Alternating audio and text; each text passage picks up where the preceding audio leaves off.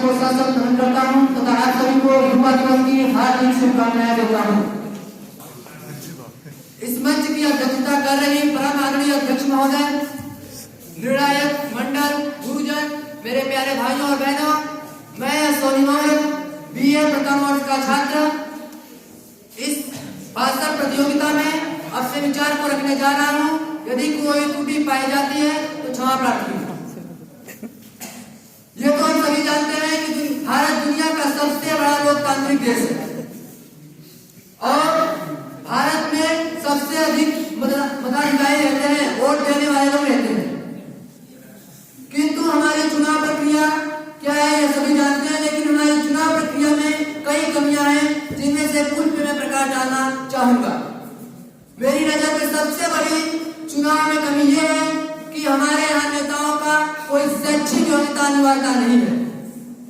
हमारे देश में चुनाव लड़ने के लिए कोई शैक्षणिक योग्यता रखना जरूरी नहीं है और यह सबसे बड़ी कमी मैं समझता हूँ, क्योंकि सदियों पहले कई विद्वानों ने कहा है कि एक अनपढ़ राजा प्रजा के लिए सबसे बड़ा घातक होता है।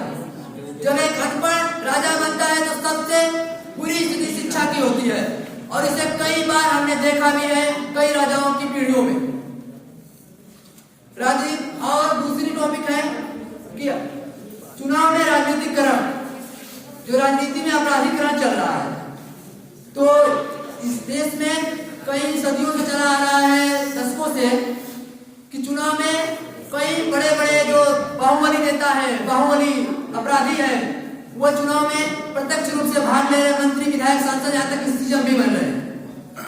यह बात मैं नहीं कहता हूँ, एक इस देश के कई हाई कोर्ट और सुप्रीम कोर्ट के कोटेशन को मैं शुरू करना चाहूंगा, कहना चाहूंगा कि राजनीतिक व्यवस्था में अपराधीकरण सबसे बड़ा खतरा है।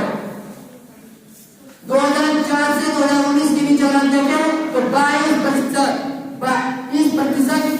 अपराधी पृष्ठभूमि के लोग सदन पहुंचे हैं।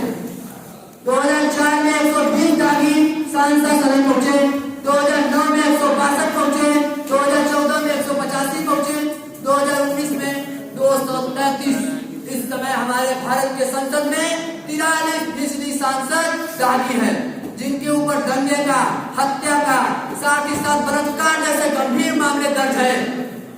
जब इस देश के सदन में जहां कानून बनता है वहां पर अपराधी, वहां पर अधिकारी बैठे रहेंगे तो इस देश के लोग सुरक्षित कैसे रहेंगे?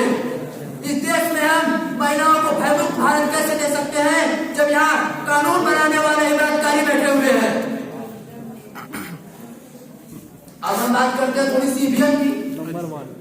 तो चुनाव की सबसे प्रत्यक्ष रूप होती है पारदर्शिता। कई देशों ने पारदर्शिता का हवाला देते हुए ईवीएम को बैन किया है।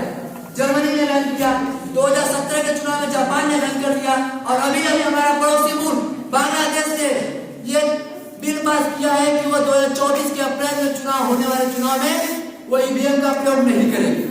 जीत गई। इंग्लैंड ने कभी ईवीएम की शुरुआत ही नहीं की, तो फिर हम ईवीएम को क्यों नहीं बैन कर सकते? इसी के साथ एक और बात मैं कहना चाहूंगा कि आज हमारे संसद में सिर्फ 82 से 82 महिलाएं हैं। क्यों? और हमारे यहाँ कहा जा रहा है कि नारी शक्ति बंधन अधिनियम के बाद 181 संख्या हो जाएगी। क्यों?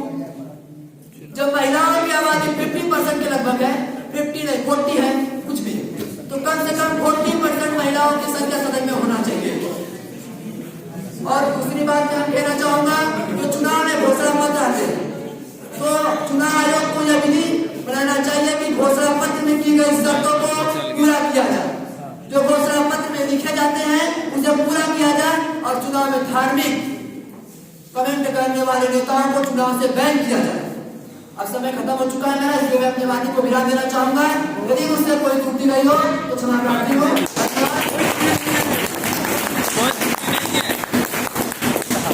कहाँ हूँ भाई? पवेलियन लौटते हुए।